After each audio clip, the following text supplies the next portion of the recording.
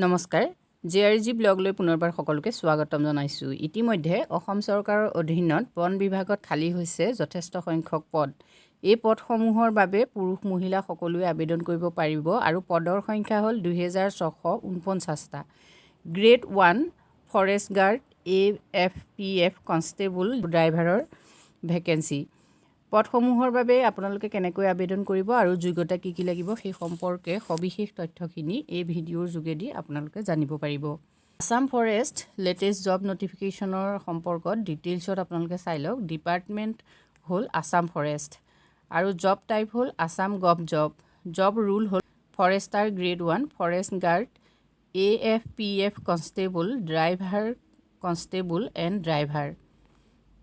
Total vacancy হ'ল 2649। Apply mode হ'ব online আৰু অনলাইন এপ্লাই ষ্টাৰ্ট হ'ব 23/1/2023 অৰ্থাৎ 23 জানুৱাৰীৰ পৰা অনলাইন আৰম্ভ হ'ব। লাষ্ট ডেট হ'ব 6/2/2023 ফেব্ৰুৱাৰী 6 তাৰিখলৈকে লাষ্ট ডেট আছে। আসাম ফৰেষ্ট অফিচিয়েল যিটো ৱেবছাইট সেই ৱেবছাইটত গৈ আপোনালোকে এপ্লাই কৰিব পাৰিব। ৱেবছাইটটো চাই লওক http://forestasam.gov.in। ফৰেষ্ট গাৰ্ডৰ পদ ওলাইছে 1226টা। ফৰেষ্টাৰ গ্ৰেড 1ৰ পদ হ'ল 264টা। AFPF কনষ্টেবলৰ পদ হ'ল 981টা। ড্ৰাইভাৰ কনষ্টেবলৰ পদ হ'ল 36টা আৰু ড্ৰাইভাৰৰ পদ হ'ল 142টা। সৰ্বমুঠ পদ হ'ল 2649টা।